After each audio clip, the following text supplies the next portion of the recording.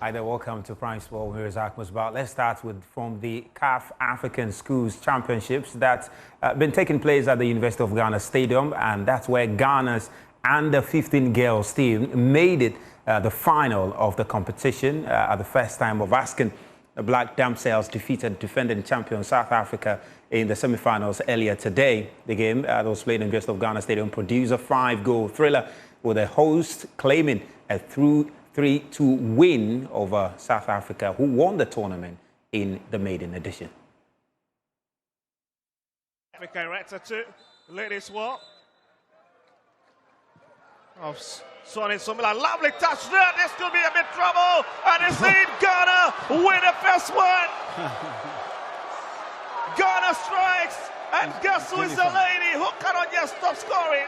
It's Jennifer Wuku of South Africa.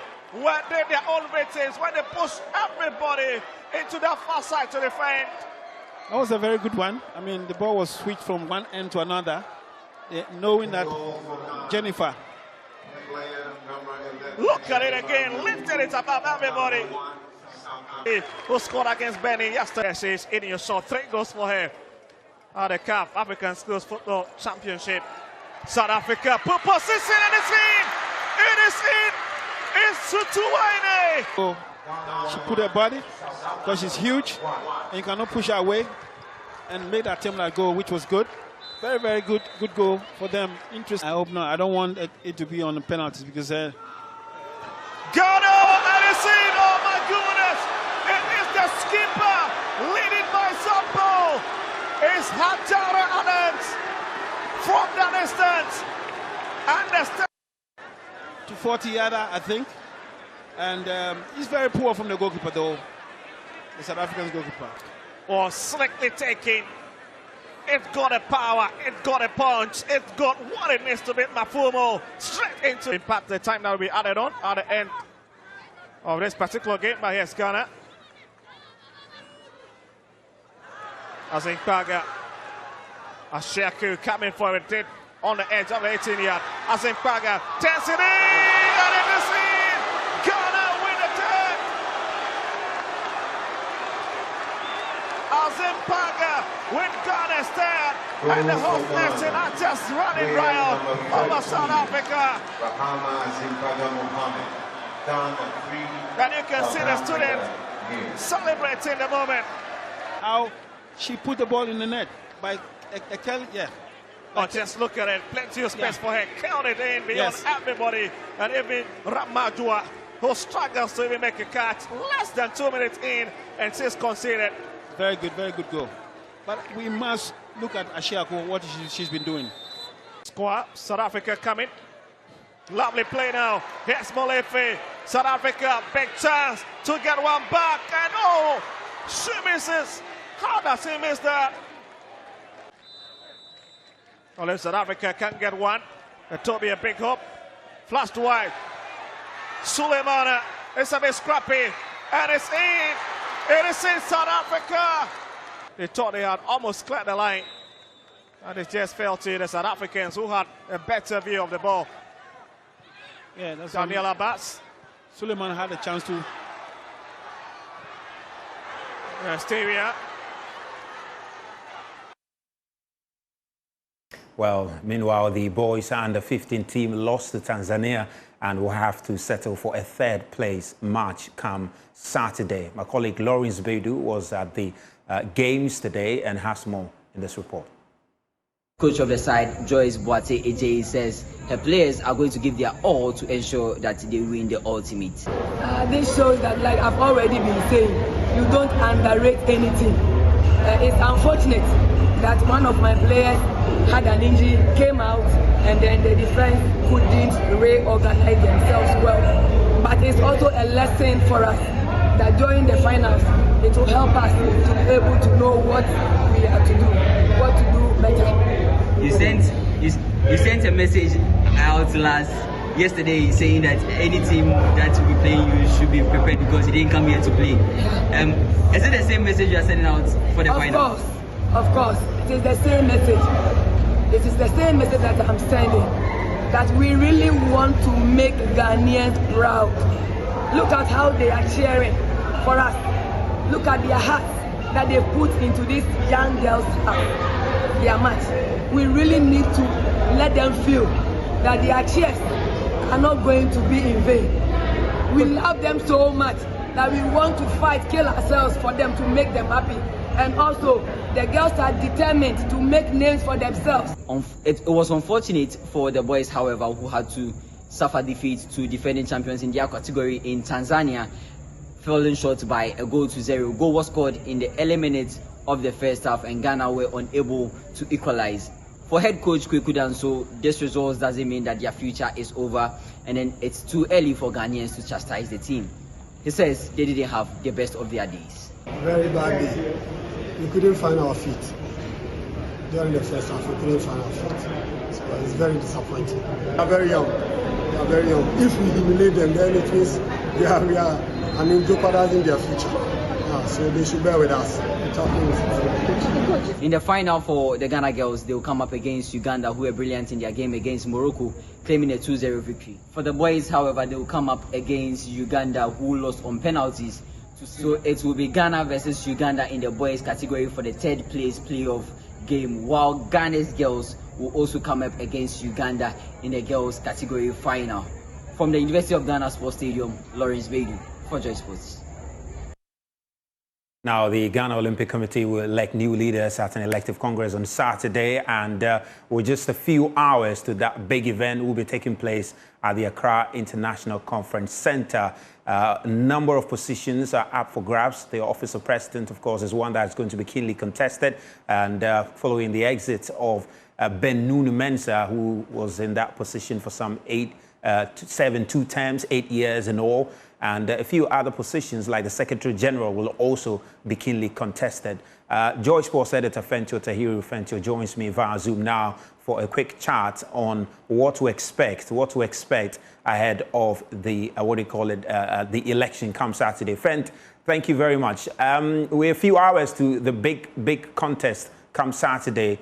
We've spoken to some of the, contestants, and they've obviously expressed optimism about their chances. But from where you sit and what you've been picking on the ground, how keen is this contest going to be come tomorrow? Yeah, thank you, Razak. I think this is going to be a very hard to call election. I'm not going to lie. If you look at the contestants or the contenders in there, Akokavei contested the last election, and he lost by nearly 8 votes to Ben Mensah at the time, who had enjoyed the benefit of incumbency, and yet the victory wasn't as landslide as many people would have predicted. And, the politics behind it, Akokavei also served as General Secretary in Ben Mensah's first term. So he is an OG who knows all about the GOC. He's a former national hockey player. He captained the national hockey team and became president of the Ghana Hockey Association. So he is someone that has been in the sports space for as long as I can remember. He's also a legal practitioner, and he served even in various committees, including the Ghana Football Association Disciplinary Committee. So if anybody has followed Ghana sports for a long time, you would have known the name Richard Akokavei, and he's wanted this position for the longest time. Now, after Ben Mensah decided not to contest, I think for the longest time, there were many people that thought that another candidate would not step up. And then came Mike Agri, who was Ghana's chef de mission for the last Commonwealth Games in Gold Coast. And he's a man that comes from a very rich sport. He's president of Ghana Golf Association. And he is a former pro golf player himself, and he's been in this space for the longest time. And it's also, like I indicated, a very well-known sports administrator in this space. So it's going to be an interesting contest. What we know for sure is that Mike Agri is coming from the camp of Ben Mensah. Richard Akokavei is coming from the camp of Professor Francis Dodu. And the Francis Dodu angle is extremely important because Francis Dodu and his team were the ones that the people believe it conducted and ousted BT Mensa from the GOC, back in 2008. So, or 2007 going to 2008. So, and then Benunu Mensa and his people came to oust him. So this is more like a comeback. Yeah. And, you know that Professor Francis Dodu, former president of Ghana Athletics, is not being involved in local athletics administration for the longest time. He moved on to World Athletics, where he was head of the governance. Now he's into politics, where he's head of anti-corruption for John Dramani Mahama. And yet, if you look at the delegates list, the people that will be voting, all the various federations have a certain number of votes. Ghana Athletics has 2 votes. Professor Dodu is one of them. So it will be very, very critical how this election goes. But certainly beyond the presidency, you're also looking at the various people that will contest to fill the position of the executive committee. So the GOC's executive committee is made up of the president, the 3 vice presidents, the secretary and his assistant, the treasurer and the assistant. These are the members of the Executive Council. And as you're aware, the first vice president position is already secured. And that obviously would go to the table tennis president. He's the executive vice president for Africa Table Tennis Federation. And he's a man that is well known. He's a former journalist. He's being involved in a lot of marketing activity, works as a banker. So we know for sure that as far as Mauko Afajunu is concerned, his position is secure because no one else filed to contest him, and a vote of acclamation is not necessary. He's just awaiting swearing in. Then you have the position of second vice president. That's also going to Frederick Otu. Frederick Otu is not also going to be contested for that in second vice president. So that's also secured. However, the position of third vice president is where it gets really interesting because that position will be contested for by 2 people. One of them is the president of the Ghana Baseball and Softball Association, who also happened to be the chef de mission for the concluded African Games that we had here in Ghana, and that is NS Danso. Then you have Mohamed Mahadi, who is the immediate past third vice president. So he's fighting to retain his position as third vice president. He's also the president of Ghana Fencing. So that will get very interesting. Secretary General position will also get interesting because that is between the president of Ghana Cycling and chef de mission for the 2018 Commonwealth Games that was riddled with lots of issues in the Gold Coast, you remember, in Australia. That is Mohamed Sahnoun. So he's coming up against a long-serving General Secretary of Ghana Swimming. He's been Ghana Swimming General Secretary since 2009, Mohamed Aminu. So he's now fighting. He's also a legal practitioner. He's now fighting to enter the GOC as General Secretary. Then you have the fight for the control of resources, Musbah. Who doesn't want to control money? So the treasurer position, there's no surprise that every single position, both the substantive and the assistant, are being contested for. You have, for example, Evans Yeboah, who is president of Ghana Badminton. You remember when they carried, players on the bucket of a pickup truck for the Africa Games. He had a press conference, stood by the minister, and they denied it and provided. That's him, Evans Yeboah. He is contesting, and he's being contested by another man that is very well known in the circles of Ghana sports, and his name is Isaac Abuajijia. Everybody calls him Abe. He's the president of Ghana Tennis. And Musbah, you would know that Ghana Tennis have been one of those more functional associations. They organize a lot of, competitions here. The ATF, they just held an ATF boys under 17 competition at Botswana. So they've been very active. So he's also the one that is contesting Isaac Yeboah. So the 2 of them are contesting for the role of treasurer. And then deputy treasurer also has 2 people. In fact, 3 people, I beg your pardon. Dodu, former MPP parliamentary candidate for the Dodu constituency. You remember him as Patrick Nilante Banama, the man whose name Nanado infamously mispronounced and said Nilante Vanderpool. Yeah. So he is president of Ghana Handball. So he is contesting for deputy treasurer. And there is also Aurora Commodore Topper is the treasurer for Ghana Basketball. She has also put her foot in the ring to contest for deputy treasurer. And then also have president of Ghana Boxing Federation, Bernard Korte. All three of them contesting for the position of deputy treasurer. I left out the deputy general secretary position because that is going uncontested. Yeah. In fact, it's Bao Husseini, president of Ghana Athletics, who is going to contest that. And then no one else has filed to contest him. So automatically, he will be sworn in as Deputy General Secretary. Now, before we go, now we know that these are the executive members. After that, there is the board members. And the board members of the GOC are made up of, I think, 18 or 19 people. Now, you have the executive members who are automatically members of the board.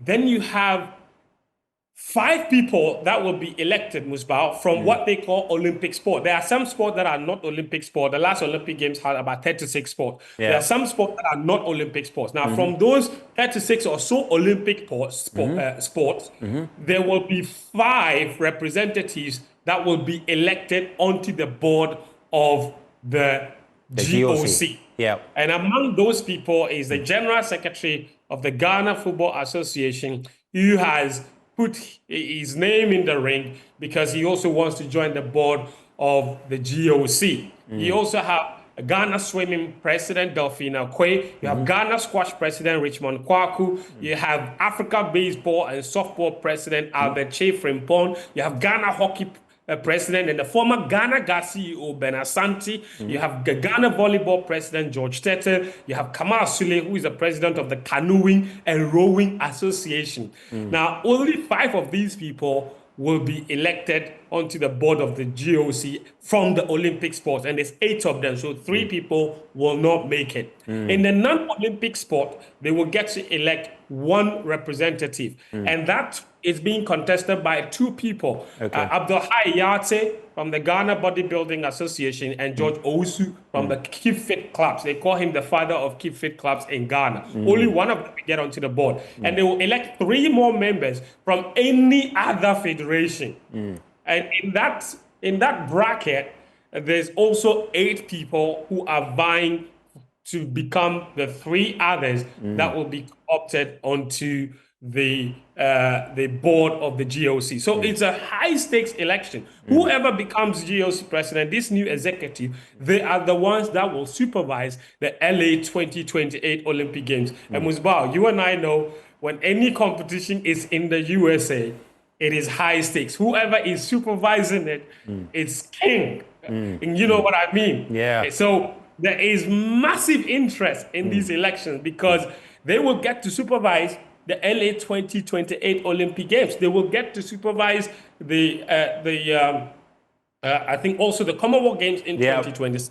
They will get to supervise an Africa Games in Egypt. So it's a whole lot. And we will be very interested in the outcome of these elections. Well, friends, really, really appreciate your insight. And friends will be on the grounds at the Accra International Conference Center tomorrow, and we'll bring you comprehensive coverage of that election. But let's just wrap up with some Ghana Premier League action, which will be taking place this weekend. Kotoko set to face Aduana. It will be the first game for Karim Zito following his appointment as the interim head coach. And you also have Midiama. So Accra Lions, who starts on Saturday against Bashim United. Midiama will play Young Apostles. And you have Kotoko playing Aduana, and you have Vision FC playing Gold Stars. Legon Cities against House of Lions. Kerala Dreams FC and Brecum Chelsea Nations FC. And Samatex will wrap it up against Baseke Holy Stars. Hearts of Oak will not be in action because the game against in Saint-Germain will not come up because the Saint-Germain are officially out of the Ghana Premier League. We have more stories for you on myjoyonline.com, so please do head there and get more of it. That's all we have for you, and we'll be back on Monday. Please do have a wonderful evening.